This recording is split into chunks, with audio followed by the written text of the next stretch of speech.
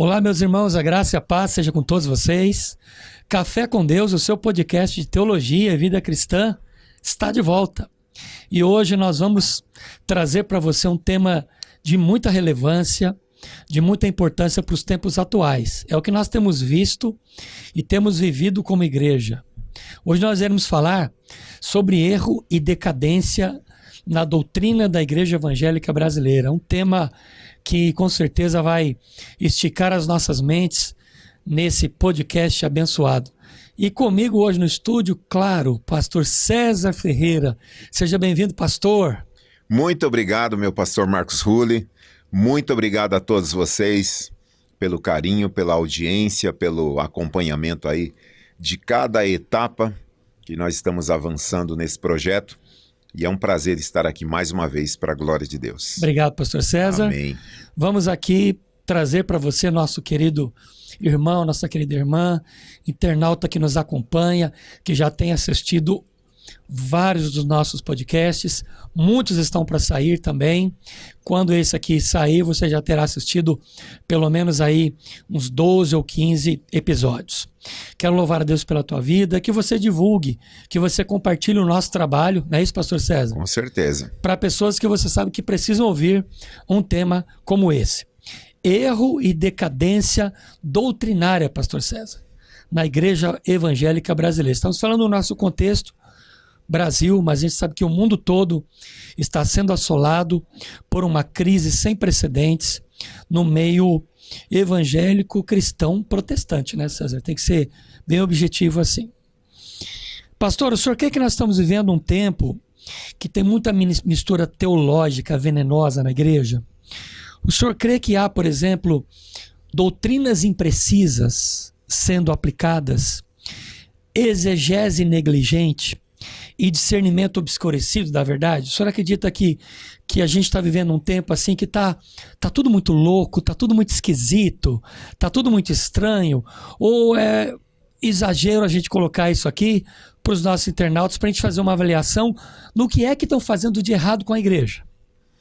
Na minha fala introdutória, eu quero fazer exatamente um corte, né? Corte é uma expressão muito comum de podcast. Sim. Mas o corte aqui no assunto, porque depois que você assistir esse episódio, se você tiver tempo, quiser, se você digita no YouTube, por exemplo, decadência da igreja, vai surgir muitos vídeos. E esses vídeos, eu já fiz essa experiência, normalmente, a maioria são de pessoas amargas, de pessoas que atacam o que eles chamam de sistema, e existe realmente um sistema religioso, mas são vídeos e falas e conteúdos cheios de rancor, cheios de ira. E eu estou começando a minha fala dando esse parecer porque quando a gente cita o tema do assunto, eu quero só dizer para você ficar em paz que não é essa a direção. Sim. Nós não vamos trabalhar aqui com amargura, criticando gratuitamente, apontando essa ou aquela igreja. Nós vamos analisar de uma maneira bastante bíblica e cuidadosa, até porque nós cremos que a igreja do Senhor Jesus Cristo é triunfante, será glorificada logo mais assim que o seu retorno acontecer. Sim. Mas nesse exato momento nós estamos aqui, como disse Paulo, nós estamos no mundo. Portanto, eu acredito que não é exagero essas considerações iniciais com relação ao púlpito de muitas igrejas e uma certa confusão doutrinária que nós vemos tão corriqueiramente, lamentavelmente. Então, inicialmente, eu digo que não é exagero e que eu gostaria que fosse. Compactuo da mesma visão, pastor César. Eu creio que nós estamos vivendo uma erosão doutrinária. Uma erosão doutrinária. Estamos vivendo uma exegese negligente. E também nós estamos percebendo um discernimento embaçado, obscurecido das verdades eternas da Bíblia Sagrada. É o tempo todo a gente acompanhando, tanto de igrejas mais velhas, como de igrejas mais novas. Não é só uma questão de uma igreja nova, que nasceu sem uma raiz bíblica profunda. Nasceu como instituição e não como corpo de Cristo. Isso. Né? Eu acredito, pastor César, e para os nossos internautas perceberem, eu acredito que tem uma erosão acontecendo na igreja. E eu me lembro, agora não tenho bem assim a noção de quem foi que passou, mas ou foi Charles Swindoll ou foi John MacArthur. Eles dizem que em 2009, na Rússia, uma igreja ortodoxa que iria completar 200 anos da sua existência. 200 anos da construção do prédio, em 2009. É um episódio relativamente recente. E essa igreja, ela já estava aproximadamente há mais de 20 anos sem cultos. O prédio estava fechado e a igreja estava abandonada, ela estava num vilarejo. Mas o povo que congregava em outra região, que eram os donos daquela igreja, resolveram fazer uma festa de celebração em comemoração aos 200 anos da existência daquele prédio, apesar dessa igreja não ter mais cultos há mais de 20 anos. Uhum. Perceba. E eles marcaram, nomearam uma equipe, um conselho, para que fossem até o local e ver como estava a igreja, para avaliarem as condições do prédio, para fazer uma restauração daquele prédio e restabelecerem os cultos daquela igreja. E o grupo foi lá. Só que chegando lá, eles tiveram uma grande decepção, porque a igreja praticamente não existia mais. O prédio inteiro praticamente havia sido demolido tijolo a tijolo, pastor César. Uau. E eles chamaram a polícia porque o prédio não estava mais lá. Tinha só alguns muros que sobraram, tudo foi arrancado, tudo foi levado, estava tudo abandonado. Mais de 20 anos. Então, eles chamaram a polícia foi investigar e descobriu que moradores da vizinhança, ao longo do tempo, eles iam passando naquela igreja e iam pegando os tijolos. E descobriu-se que os tijolos daquela igreja foram vendidos a centavos do dinheiro russo. Eram tirados de lá e vendidos, simplesmente. Que coisa. Então essa igreja simplesmente acabou. Não tinha mais prédio, só ficou o terreno. O que eu estou contando com essa história, que é verdadeira? É para a gente perceber que a erosão é um processo silencioso.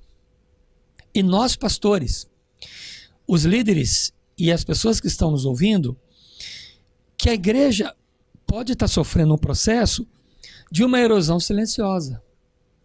Ou seja, as bases doutrinárias, porque nós falamos do prédio da igreja na Rússia. Agora nós estamos falando sobre a base doutrinária da igreja espiritual. A igreja pode estar cheia, pode ter muitos templos, mas nós estamos sofrendo uma erosão doutrinária. E a erosão doutrinária, pastor César, eu acredito que ela é muito silenciosa, ela não faz alarde, ela não faz barulho, e quando a gente percebe, ou se apercebe, o prejuízo já está instalado naquela situação.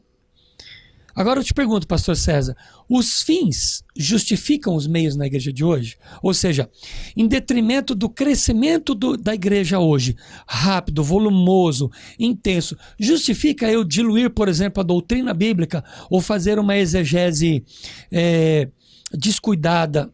Vale a pena? Eu não tenho que prestar contas para um Senhor, que é o Senhor da igreja, que é Cristo? Olha, eu não sei o que passa na cabeça dessas pessoas que tomam essa decisão, que eu não consigo achar outro nome senão mercadológica, porque existem realmente líderes no Brasil e fora do Brasil. A gente acompanha às vezes notícias da África, igrejas em determinados países ali na África, que sofrem com, eu vou chamar aqui, tomando a metáfora que o senhor fez, sim, da história literal da igreja na Rússia, que eu não conhecia essa história com a metáfora que está lançando luz aqui na nossa conversa, para dizer que existem vândalos espirituais. No caso da Rússia, foram desmontando a igreja, né? Sim. Tijolo a tijolo. E esses vândalos espirituais são líderes que, na palavra de Charles Spurgeon, ele dizia: se uma pessoa tem diante dela objetivos claros, profissionalmente falando, e é bem-sucedida na vida, e essa pessoa tem um chamado de Deus, e abre mão da sua vida profissional, da sua conquista, em detrimento de aceitar o convite de Deus para o desafio ministerial, e se entrega, segundo Charles Spurgeon, isso sim é uma atitude sacrificial. Agora, quando você tem uma pessoa que diz: estou diante de um desafio ministerial, mas olhando para essa pessoa, para esse indivíduo, ele não conseguiu nada na vida. Então não é que ele está abrindo mão de algo. É mais ou menos assim: deu errado em tudo, então eu vou começar uma igreja. Muita gente tem tomado esse caminho. Foi tema de um dos nossos podcasts lá atrás sobre essa questão, né? Por conta da soberba e do orgulho, não, eu vou ter a minha... Exatamente. Então, o que nós vemos acontecendo no Brasil, para fechar aqui na nossa seara? Muitas igrejas assim, são abertas por demandas, como se fosse uma linha de produção, e aí realmente a pregação é a última coisa que vai se Passa-se por pensar. cima da interpretação bíblica, da exegese correta, de uma doutrina mais suavizada. O senhor crê nisso? Porque é um fast food, né? A pessoa precisa realmente de clientes e normalmente esse modelo de igreja, a clientela é rotativa. Portanto, é necessário cada semana estar inventando algo para manter aquele grupo ali, porque são várias igrejas com essa mesma dinâmica de mercado, e aí ganha mais quem realmente consegue baixar o preço, né? E quem sofre? O cliente, né? Que vai consumir algo estragado e altamente danoso. Olha o que eu anotei aqui, pastor César. No desespero de atrair fiéis, estão sendo incorporadas práticas antibíblicas e entretenimento venenoso. Então as pessoas confundem o verdadeiro sentido da igreja de Cristo com a igreja que estão fazendo. Sim. Com a igreja que estão apresentando para o mundo. Então, você que é nosso internauta, preste atenção nisso. Agora eu quero aqui entrar, pastor César, numa frase interessante do C.S. Lewis. Ele escreveu o seguinte, do seu livro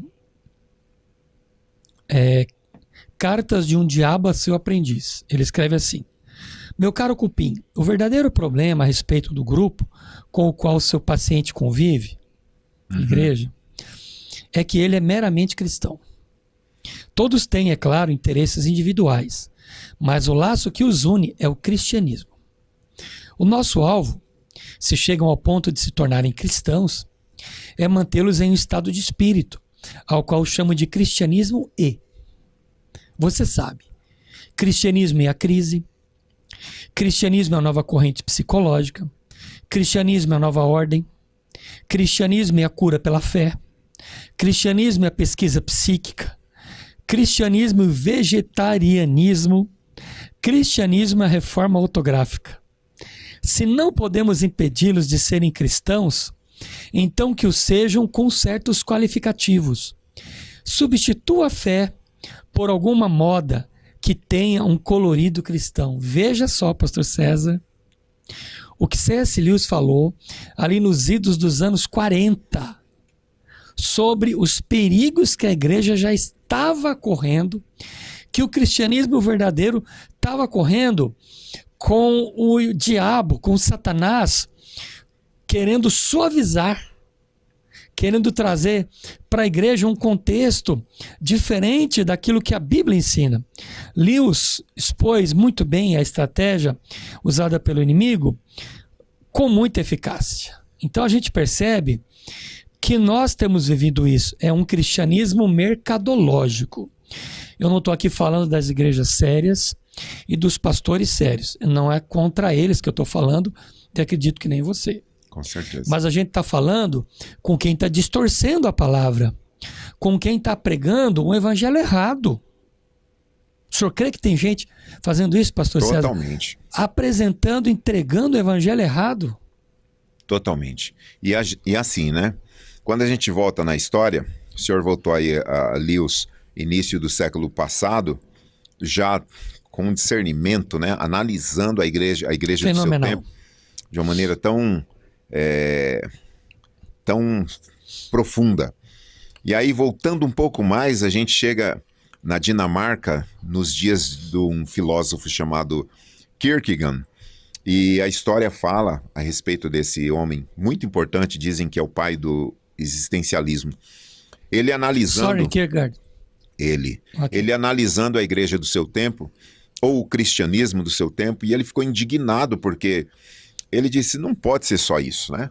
Não pode ser uma religião institucionalizada que não transforma o homem, que não impacta o homem, e que entrega uma mensagem praticamente, uma mensagem que é um pacote, né? Um kit que o sujeito vai na instituição, adquire e acredita que aquilo resolveu a sua vida.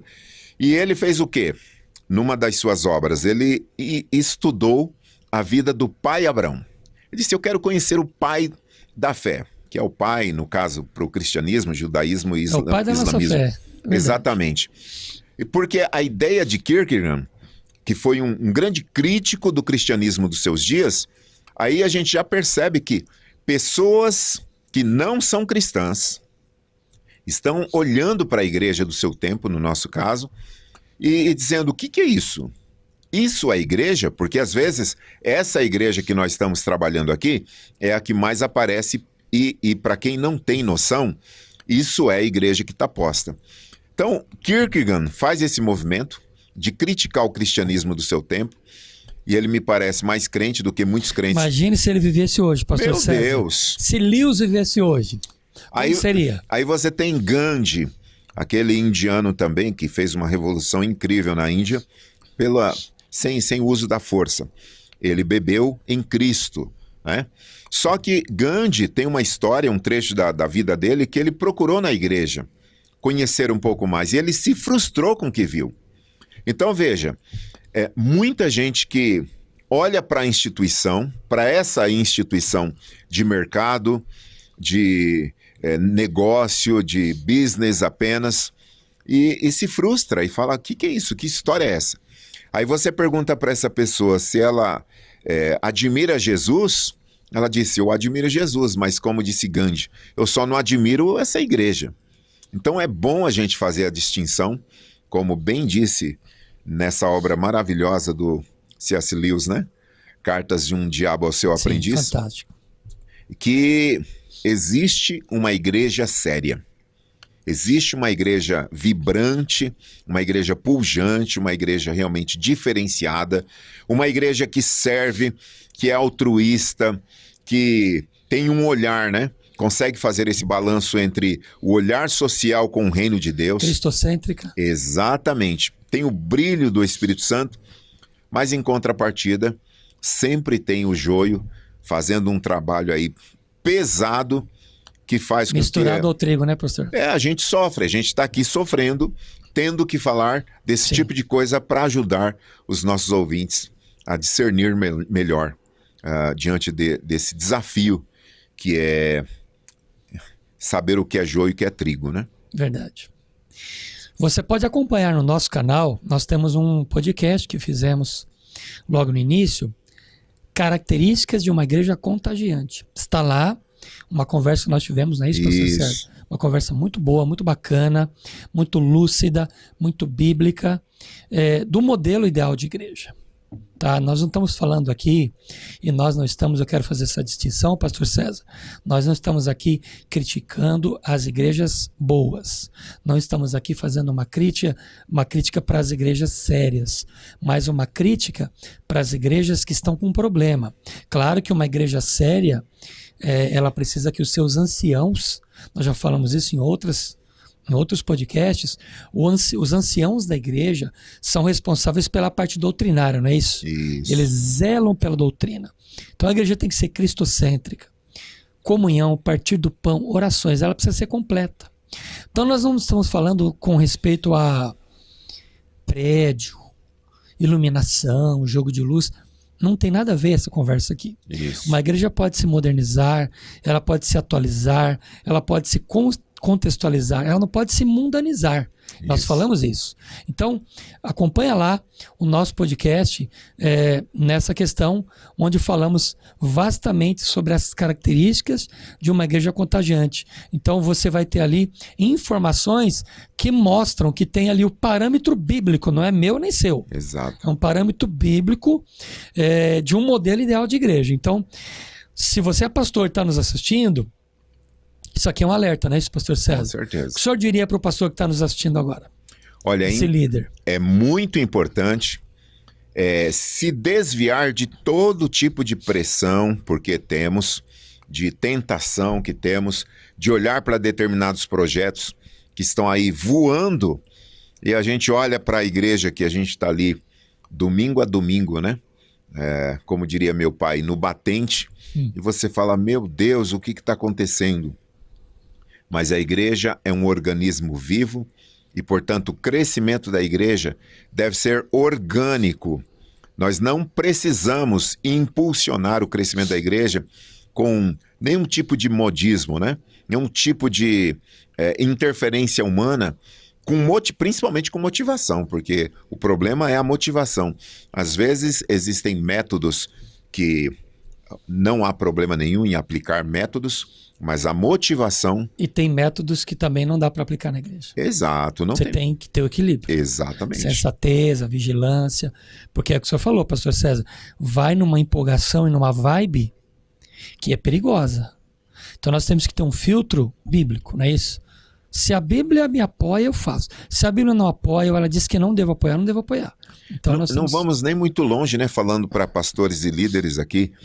Se você olha para a sua igreja e você percebe que não dá conta de cuidar desse rebanho, então assim, imagina, tem lá 200, 300 pessoas e já não são bem cuidadas. Então por que ficar, né, com essa pilha de vamos multiplicar, vamos dobrar? Tem que ter o crescimento numérico, sim, porque nós vemos o próprio Cristo falando acerca disso, que se a igreja é um corpo saudável tem que crescer, se a igreja é um rebanho tem que se multiplicar, isso é bíblico.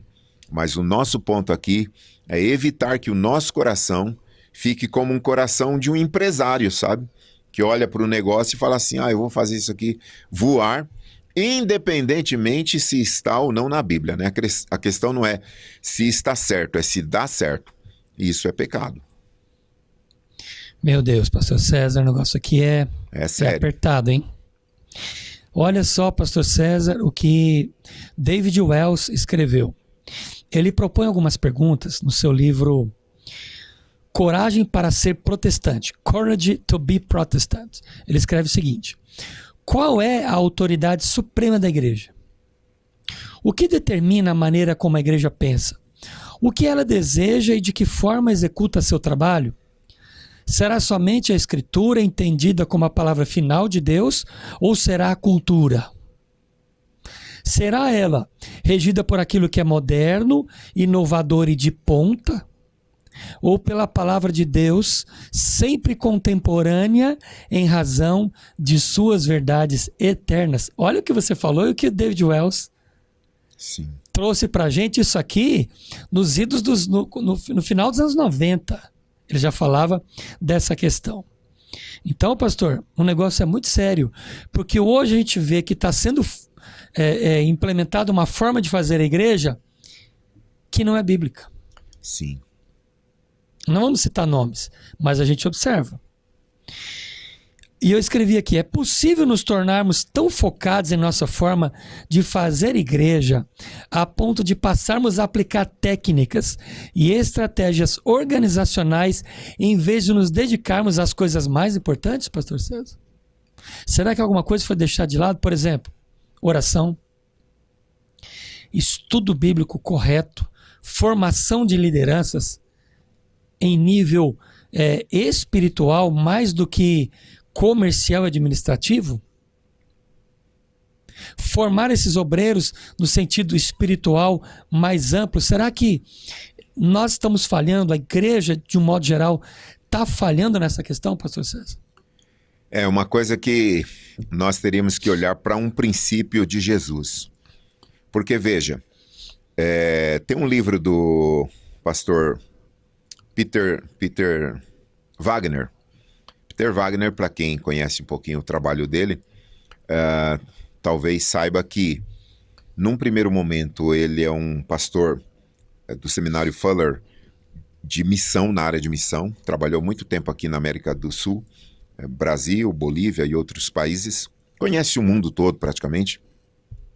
E o Dr. Peter, ele analisa as culturas, faz cruzamentos de dados para plantação de igreja. Então, vai se plantar uma igreja aqui nessa região, ele vem aqui, estuda a cultura, faz uma análise mesmo assim, aparentemente de mercado.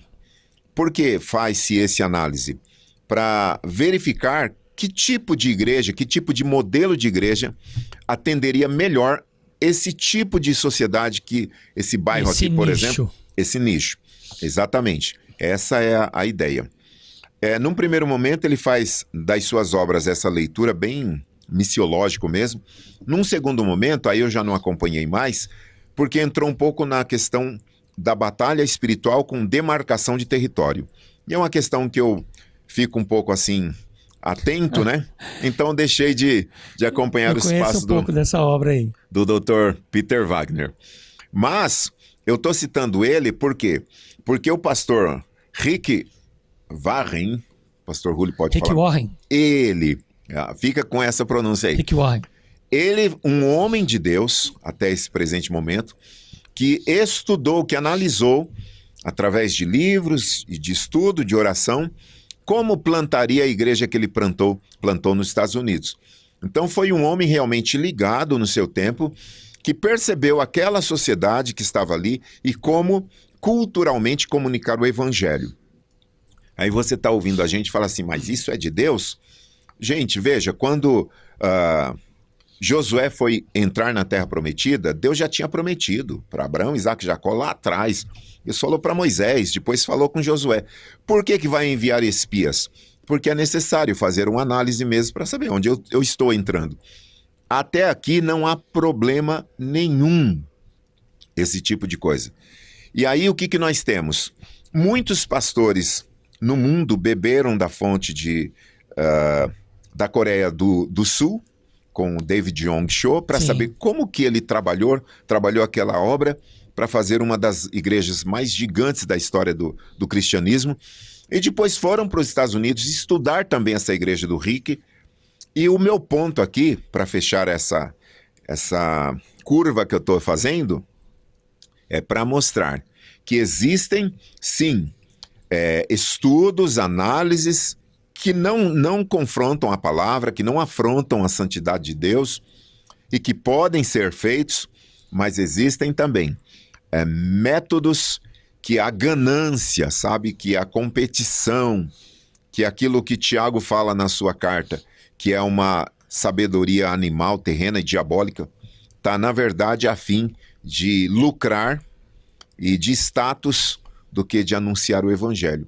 Então são duas coisas que num primeiro momento parece a mesma coisa, mas não é. É completamente diferente. Pastor, na linguagem do David Wells, ele está dizendo o seguinte, que hoje muitas igrejas estão manifestando o que ele chama, que não é novo, uma mentalidade inteiramente profissional. É isso aí. Então a gente precisa ter esse equilíbrio de não ter essa mentalidade inteiramente profissional, porque isso não tem a bênção de Deus. Isso. É uma coisa mercadológica. É uma coisa como uma franquia de fast food, que se abrem igrejas numa velocidade tão rápida e num padrão que aparentemente é bonito. É bacana, é estruturado, é coerente, é firme, olhando mercadologicamente. Mas espiritualmente, a igreja é só um centro de entretenimento. Ela não é um lugar onde você tem a presença de Deus. Sim. O Charles Swindoll, ele fala na sua obra, Uma Igreja Desviada, ele fala sobre esses perigos também. Eu já falei, acho que de outros podcasts, esse tema. Ele fala que uma igreja com muita gente nem sempre quer dizer que a presença de Deus é real lá. Talvez está tendo muito comichão nos ouvidos. Ou seja, é um discurso que agrada. E isso lota a igreja. Então é mais um trabalho de coaching do que um trabalho espiritual. Sim. Então os pastores têm que ter esse cuidado, porque nós não seremos cobrados aqui. Eventualmente até podemos ser, mas eu acredito, pastor César, que o nosso Senhor é Cristo. Ele é o Senhor da igreja. Eu pastorei a igreja, você pastoreia a igreja, talvez alguém que não está nos assistindo agora, pastoreia a igreja. Então nós temos um Senhor acima de nós. E nós devemos responsabilidade para esse Senhor, que vai cobrar da gente, como a gente fez a obra que ele entregou para a gente fazer, né? Sim. Com certeza. Quer comentar? Não, é realmente esse profissionalismo que é o perigo constante. Ele nos ronda. Nos rondam, porque eu sempre penso que, olhando para a liderança de Jesus, que começou com 12 discípulos, orou, passou a noite orando para escolher esses 12 homens. Depois o trabalho foi organicamente se estendendo. Ele é crucificado, ele ressuscita, tem lá quase 120 irmãos depois da ressurreição no cenáculo. Paulo vai dizer que ali tinha 120 irmãos em Atos 2, mas em 1 Coríntios 15, quase 500 irmãos viram Jesus, foram contemporâneos, né, testemunhas oculares da ressurreição. E o que eu quero chamar a sua atenção é que Jesus poderia, num estalo, ter convertido Jerusalém e Israel inteiro, e ido lá para a Índia, para a Ásia, e está todo mundo convertido. Não foi essa a intenção de Deus, o plano de Deus. O plano de Deus é que nós devemos proclamar o Evangelho. Portanto, é um trabalho orgânico. E muita gente, meu pastor Marcos Rulli, se cansa Sim. desse tipo e desse modelo tão primitivo. Por isso que a palavra é pastor. Pastor de ovelha, e não um profissional liberal de uma grande corporação. Um CEO de uma igreja, não, né? Exatamente. Misericórdia, pastor. Outra frase bacana do John Piper. Fantástico. Muito feliz na frase dele. Olha o que ele passa pra gente, pastor. Elimine o profissionalismo de nosso meio, ó Deus. Fez em forma de oração. E em seu lugar, dai-nos uma oração apaixonada. Pobreza de espírito. Fome de ti. Estudo rigoroso das coisas sagradas. Devoção fervorosa a Jesus. Extrema indiferença diante de todo lucro material. E o labor incessante para resgatar os que estão perecendo, a aperfeiçoar os santos e glorificar nosso soberano Senhor. Pastor Sérgio. Glórias a Deus. Que oração. Grava essa oração, depois que terminar, volta novamente para ouvir isso. Que oração. Eliminar o profissionalismo do nosso meio. Por que John Piper falou isso? E ele é um contemporâneo nosso. Ou seja, será que a gente não está vivenciando isso? E a erosão doutrinária vai acontecendo silenciosamente quando menos se espera. Paulo já falava lá atrás. Cuidado, no meio de vocês surgirão falsos mestres, falsos doutores. Eles vos enganarão, farão de vocês negócio, como dizendo que estão fazendo negócio com as coisas de Deus. E aí, pastor César? E aí que é um negócio seríssimo, porque tem uma ala da teologia que não acredita no apostolado para a atualidade. Né? Tem um pessoal Sim. que são correntes teológicas, linhas de interpretação. Eu não acredito que existam apóstolos hoje. Eu vou fazer uma breve observação. Primeiro, apóstolo... Não precisa ser breve, você tem todo o tempo do mundo. Apóstolo como os apóstolos do Novo Testamento realmente não temos mais. É o colégio apostólico ali fechado nos 12, Matias no lugar do Judas Iscariotes. Sim. Mas você continua lendo, aparece Barnabé como apóstolo, Paulo como apóstolo, e a outra referência lá que eu não me recordo agora como apóstolo. Então não foram só os 12. Mas quando eu digo que ficou só no primeiro momento ali da igreja, esse chamado apostólico para serem os fundadores da doutrina dos apóstolos. Sim. Ou seja, eles colocaram um fundamento. O fundamento é Jesus e a doutrina dos apóstolos e dos profetas. E essa categoria de apóstolo realmente encerrou no primeiro século. Só que eu acredito na continuidade dos dons, inclusive dos dons ministeriais. Então nós temos apóstolos nos dias de hoje. Acontece que entra no profissionalismo também olhar para a carreira ministerial e dizer assim, eu quero chegar um dia a ser apóstolo. Paulo diz que quem deseja o episcopado, o ministério, excelente coisa deseja. Portanto, você que está aqui tem desejo ministerial, continue investindo nisso, continue estudando, buscando em Deus em oração, ouvindo pregadores realmente sérios, homens de Deus, sendo uma ovelha temente a Deus. Mas quando nós olhamos para a vocação ministerial com uma ambição profissional, tipo, quando eu chegar lá e tal, aí eu acho realmente que faz parte também de um modelo profissional de negócio, onde a pessoa não está satisfeita ali em ser um diácono, um presbítero e tal, e ambiciona como um status, não como um dom, uma vocação, sim, um ministério. Então, de novo, eu acredito que isso cai também no profissionalismo. Nós temos 2 podcasts, nós fizemos 2, lembra, pastor César? Conselhos Pastorais a Jovens Obreiros. Isso. Quando você assistir esse, muito com certeza bem lembrado, já terão saído aqueles 2. Conselhos Pastorais a Jovens Obreiros. Veja lá o nosso conteúdo e lá tem informações importantes que nós pincelamos aí nessa questão da formação, exato, ministerial dos obreiros e obreiras, cantores, líderes da igreja, todos que estão envolvidos na igreja. Não estamos falando somente da questão do dom pastoral, exato, né? Mas todos os dons que envolvem a igreja do Senhor, todos os dons, desde um cooperador até o ancião da igreja, o pastor, presidente da igreja, que lidera com autoridade a obra de Deus. Fantástico, pastor César. Glórias a Deus. Nessa linha do John Piper, ele está dizendo o seguinte: estamos vivendo um tempo em que a autoridade bíblica e a tradição é submetida à autoridade da razão, da experiência e da consciência individuais. A gente sabe que nós estamos sendo assolados já há muitos anos, desde a Segunda Guerra Mundial, pela questão das teologias liberais, não é isso, pastor César? Isso. Nós vamos gravar um programa em breve sobre a questão das teologias liberais e também das teologias progressistas. Já pincelamos alguma coisa em outros podcasts, acho que foi doutrinas de Babilônia, né? Acho que uma coisa a gente falou, muita coisa, né? De passagem. Então a gente sabe que nós estamos sofrendo uma forte influência da teologia liberal. Isso é tema para um podcast, mas a gente sabe que na teologia liberal busca-se muito disso, né? Submete-se à autoridade bíblica, né? Como fosse a Bíblia aqui. Não, a Bíblia diz isso, mas o que os dias de hoje, na questão da razão, da atualização, da consciência moderna, como que eu vou interpretar isso daqui? Então nós estamos vendo essa influência terrível. Teologia liberal. Que defende o quê?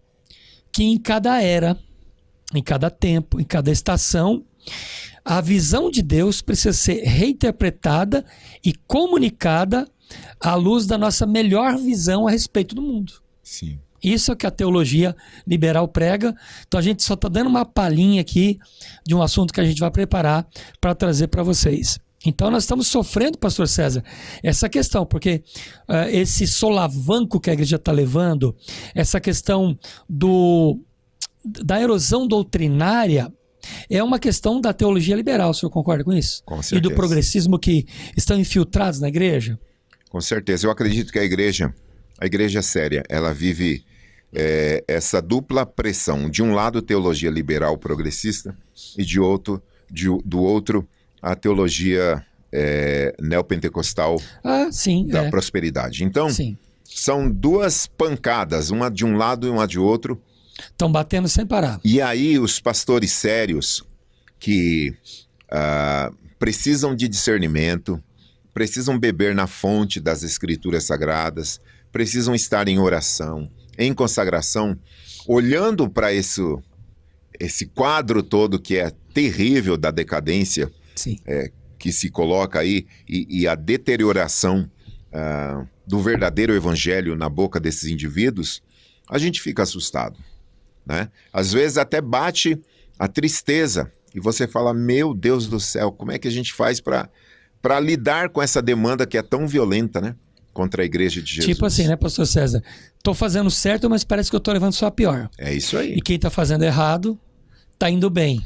Essa sensação. O senhor tem essa visão? É tão simples Visão isso. e sensação. Não, é tão simples isso de verificar, porque a realidade, ela é auto-percebida, né? Você está vendo um copo aqui, uma xícara preta, é auto-evidente.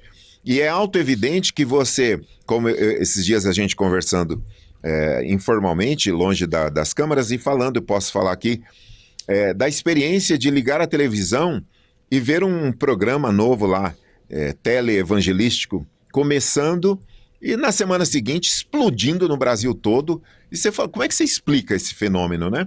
E dois fenômenos desse, em pouco tempo, estouraram no Brasil. Fenômeno. E a gente vai para a internet, para as redes sociais, e a gente vê estádio lotado e tudo. Fala, como que funciona isso? Porque, gente, o trabalho sério, o labor realmente teológico, pastoral, é um labor tão primitivo quanto na época dos apóstolos, no sentido artesanal do projeto. Então, quando a gente vê essa coisa realmente assim explodindo de uma ponta a outra... Você fala, não, eu tô fazendo tudo errado. Não, então Deus não tá comigo. Tenho que rever os meus conceitos. Aí você pega a crise do profeta Elias, que entrou num desgaste terrível. Você pega a crise de Asaf no Salmo 73. Os grandes profetas, né, pastor César? Os grandes profetas. Jeremias, que sofreu absurdo. Sem sucesso nenhum. O próprio apóstolo Paulo, ele fala, eu me gasto e me deixarei gastar. Ou seja, é um desgaste realmente, porque de um lado e de outro nós sofremos essas pressões em relação a isso tudo, né? Difícil, né, pastor César? É muito difícil. Difícil. É um desafio semanal. Hercúleo. Eu tenho certeza que essa experiência é comungada aí por todos os homens e mulheres de Deus sérios, né? Você termina de pregar no domingo à noite e já se pergunta o que Deus vai me dar para o próximo domingo. Porque é um parto, né? Lidar com a realidade de uma palavra realmente séria para a igreja. Pastor César, nos textos do Bonds, E.M. Bonds, gosto demais dele, capelão da época da Guerra Civil Norte-Americana, cujas palavras criteriosas, escritas há mais de 100 anos, pastor César, vou ler para você, mas me diga se não é relevante, escrita há mais de 100 anos, como se ele tivesse acabado de escrever para nós antes de vir para esse podcast. Sim. Olha o que ele faz. Esforçamo-nos o tempo inteiro para criar novos métodos, planos e organizações para expandir a igreja. Estamos sempre trabalhando para prover e estimular o crescimento e a eficiência do evangelho. Essa tendência moderna tem a propensão de perder de vista o ser humano, ou então ele é absorvido pelos mecanismos do planejamento e da organização. As pessoas ocupam um papel importante no plano de Deus, mais importante que qualquer outra coisa. O método de Deus é o ser humano. A igreja busca aperfeiçoar o método. Deus busca aperfeiçoar o homem. O Espírito Santo não é derramado por meio de métodos, mas por intermédio de seres humanos. Ele não vem mediante mecanismos, mas por meio de gente. Ele não abençoa planos, mas pessoas, e pessoas de oração. Olha isso. É muito forte. Esse homem realmente é um homem... Olha o que ele disse na Guerra Civil Americana. Naquela época, ele já se preocupava com essa questão da igreja fomentar um crescimento vertiginoso sem a direção do Espírito de Deus. É possível? É uma coisa assustadora. Abrir um prédio, arrumar um prédio, construir, abrir, colocar a gente lá. É possível, pastor César? E chamar de igreja? É possível, e muita gente tem feito isso. Meu Deus. E é a tristeza que nós sentimos na alma vendo esse tipo de coisa, porque acaba gerando confusão no seio da igreja. O senhor citando bondes aí, eu me recordo também de Martin Lloyd Jones, na Segunda Guerra Mundial, em Londres. A história diz que enquanto ele pregava, avião sobrevoava sobre Londres, jogando bombas e tudo mais, e a igreja lotada, e a explosão próxima, e o pó tomou conta daquele ambiente, e o povo ficou totalmente paralisado, olhando para aquele homem no púlpito, tipo, o que ele vai fazer? E ele interrompe a oração por causa do estrondo, e quando maneira que a poeira vai baixando, ele retoma a oração. Terminando a oração, ele diz para aquela multidão: se vocês quiserem se deslocar para essa área aqui que é mais segura, porque eu vou abrir a Bíblia e trazer a palavra. Então, assim, existem homens diferenciados. Sim. Né? Homens diferenciados que essa gente, né, que são os falsos apóstolos, profetas e mestres, eles são pessoas que gostam de holofote, que gostam de luzes, e tem um sermão sempre que massageia o ego, até que venha uma luta de uma natureza dessa, de uma escala dessa, para realmente testar se são de fato homens de Deus. Então é diferente, é completamente diferente. Como diria John Piper, né? A espinha de aço desses homens de Deus sérios na história da igreja. O senhor acredita que hoje os pastores estão preocupados demais com a questão mercadológica em detrimento da questão espiritual? Existe. Mais mercado do que espiritual. Existe sim. E eu vou dividir minha resposta em duas, né? Existe um determinado número, que só Deus sabe, de pessoas que realmente estão focando apenas em métodos humanos de arrecadação financeira, de status, de poder para também eleger políticos, de formar uma bancada, de ter voz no Congresso, no Senado, e de instalar aqui o reino de Deus, que na verdade é reino dos homens. Existe. E do outro lado, homens e mulheres sérios de Deus que sentem a pressão desse mercado e que muitas das vezes se angustiam profundamente por não cederem a essa pressão. Porque é algo muito sedutor estar diante daquela proposta que o diabo fez para Jesus. Se tu és filho de Deus, né? Por que essa igreja é assim? Eu posso te arrumar um caminho para você rapidamente viabilizar esse projeto. Se tu és filho de Deus, sobe aqui em cima, ou seja, aquela tentação e tudo mais, no alto do templo lá, ou seja, ligada a pressões dentro do ministério. E por fim, se você se prostrar e me adorar, eu te dou todo o império. Então, nós convivemos com essas pressões. O apóstolo Paulo conviveu com isso, Pedro e os demais apóstolos. Nós não seríamos poupados, né? Fenomenal, pastor César.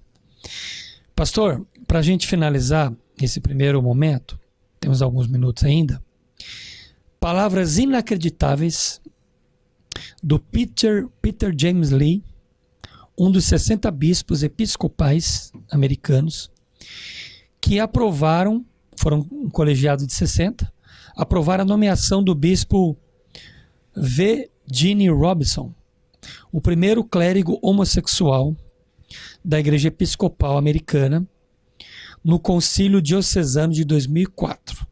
Isso foi notícia no mundo todo. Todas as melhores TVs do mundo noticiaram isso para todos saberem. Olha o que ele diz, porque isso aqui é um contrassenso bíblico total, né? Total.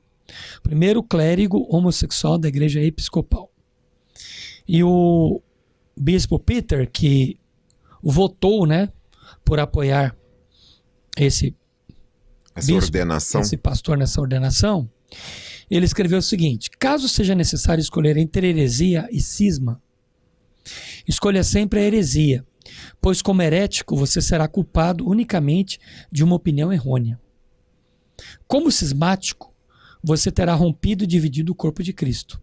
Em todas as circunstâncias, prefira sempre a heresia. Ou seja, ensinando como se faz uma heresia. Como se vai para uma heresia. A gente sabe que isso aqui é um absurdo eclesiástico, né, que isso não tem nada a ver com uma Bíblia, com uma igreja séria. Por mais que a igreja se contextualize, não dá para você sustentar esse tipo de conduta.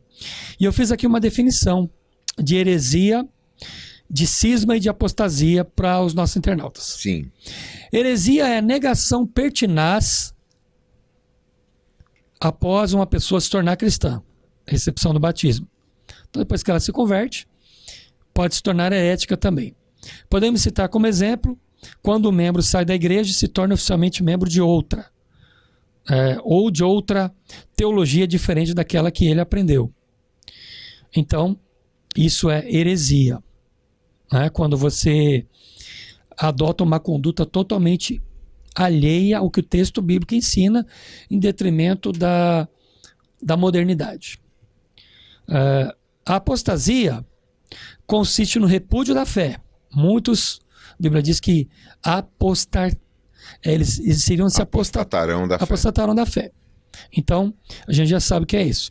É abandonar o cristianismo, abandonar Deus, abandonar Cristo e mudar para uma outra religião ou se tornar ateu. Então, é a apostasia. E a cisma, né, que ele disse para os membros daquela comunidade não serem cismáticos. Cisma, acho que é uma linguagem mais até católica romana. Ainda que, a princípio, não há uma negação da verdade definida infalivelmente, pois não há o abandono da fé cristã, mas uma insubordinação ao líder máximo da igreja.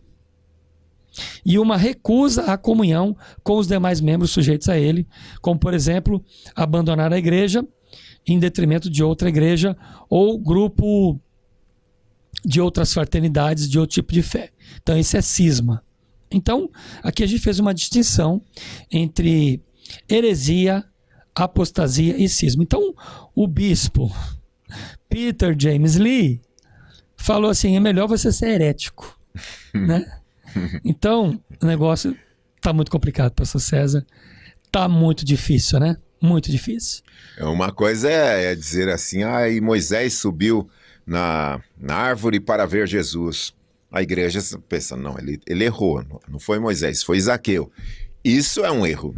Agora, escolher entre um cisma e uma heresia, fique com a heresia. Meu Deus do céu, é absurdo. É o fim dos tempos mesmo. Fim dos tempos. É o fim dos tempos. Eu anotei o seguinte aqui, pastor. Tratamos dos erros em questões de comportamento e fé, que é a parte importante da verdade bíblica, né? Tratar dos erros, das questões de fé, de comportamento.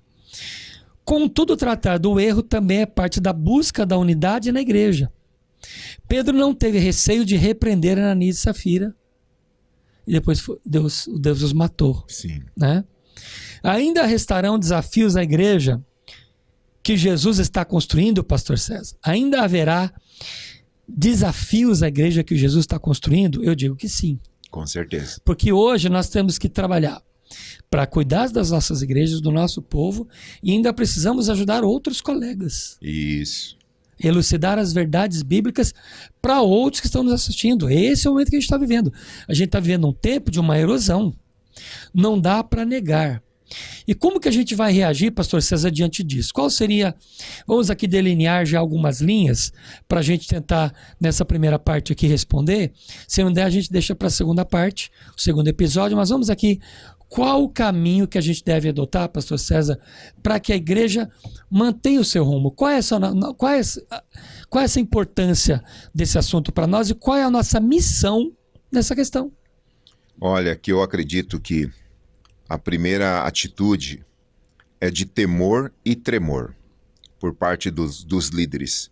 Temor e tremor porque isso nos coloca numa situação de vulnerabilidade espiritual para que o nosso coração sempre reconheça que precisa ser confrontado pelo Espírito Santo, que nós não somos infalíveis. Nós olhamos para a história de Israel. Você consegue lá verificar o chamado de Salomão. A oração tão humilde de Salomão pedindo sabedoria.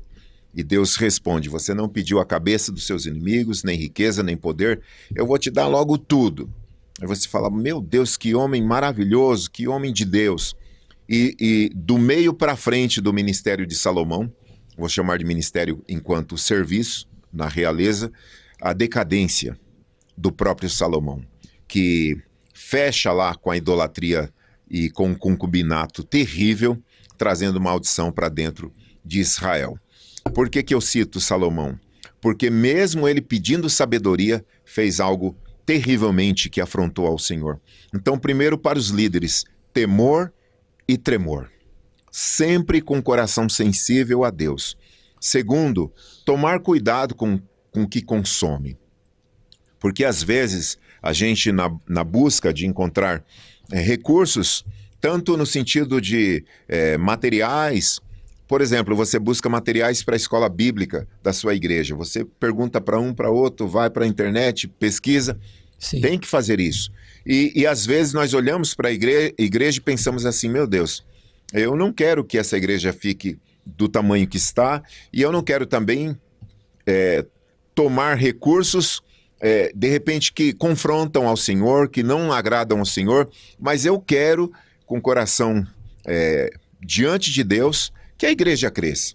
Então, nesse momento, cuidado também com o tipo de material que você consome, que às vezes são homens gananciosos, com um discurso sempre suave no primeiro momento, mas que, na verdade, o nosso coração está sendo provado ali com a tentação de interferir no crescimento do rebanho. Tem um exemplo muito interessante, não vou citar o nome do pastor porque, enfim, mas o exemplo que ele deu é curioso, sobre Caim e Abel. O que nós temos ali? Abel vai oferecer a ovelha. Ovelha, na época de Abel, não tinha como clonar ovelha. Não tinha como a tecnologia, a ciência de hoje, para fazer com que a ovelha se multiplique e com toda a engenharia genética, o melhor rebanho do mundo, e oferecer a Deus. O que Abel fez? A ovelha nasceu, ele verificou a melhor que tinha ali naquele rebanho e levou ao Senhor. Ou seja, que glória Abel tinha? Nenhuma. Só foi escolher. Agora presta atenção no coração de Caim, agricultor. Ele interferia. Ele realizava o trabalho para que brotasse a terra e nascesse do fruto da terra. Ou seja, às vezes nós estamos com o sentimento de Caim. A gente vai interferir o tempo todo no processo para que a nossa lavoura fique bonita, com o sentimento de Caim. E nós temos que seguir o exemplo de Abel. O rebanho é do Senhor, o crescimento é do Senhor.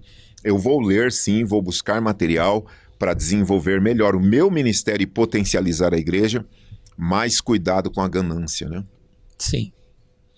Lembrando para você, internauta, que a heresia, o problema dela, pastor César, é a sutileza. A sutileza. A heresia não é gritante. Ela não chama atenção. Ela vai silenciosamente minando o teu trabalho e obscurecendo a tua visão espiritual.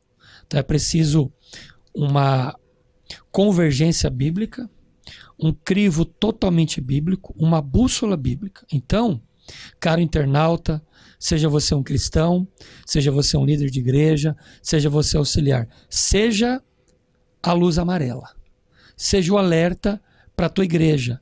Se perceber que está saindo fora, eu acho que é possível um líder, pastor César, voltar atrás e redirecionar a sua bússola espiritual para que ele ande no caminho, porque não adianta nada você ter os aplausos aqui e não ter o aplauso de Cristo. E eu ouvi naquele dia: apartai-vos de mim, malditos, para o fogo eterno, porque eu não conheço vocês. Exatamente. Senhor, mas no teu nome nós fizemos isso, nós fizemos aquilo. Eu tenho números, eu tenho estatísticas, não quero saber. É isso que Jesus vai dizer naquele dia. Então, fica um alerta para todos nós, nesse primeiro momento do podcast, a gente trazendo para você essas informações aqui, poderosas. Vamos gravar o segundo, continuando esse tema abençoador e de alerta. Erros e decadência na doutrina da Igreja Evangélica Brasileira. Pastor César, obrigado por esse primeiro momento. Amém. Deus abençoe a todos. Obrigado a você, nosso querido, nossa querida. Deus abençoe você. Compartilhe esse episódio e fique ligado no nosso trabalho que estamos entregando para você, sempre à luz das Escrituras, sempre ordenados e aliançados com a palavra de Deus. Aqui a gente não inventa nada, é tudo de acordo com a palavra de Deus, com a Bíblia Sagrada, do que há de melhor para a tua vida, para a tua família e para todos à sua volta. Não se esqueça, nunca, Café com Deus é o meu, o seu, o nosso podcast de teologia e vida cristã. Deus te abençoe, obrigado, até o próximo.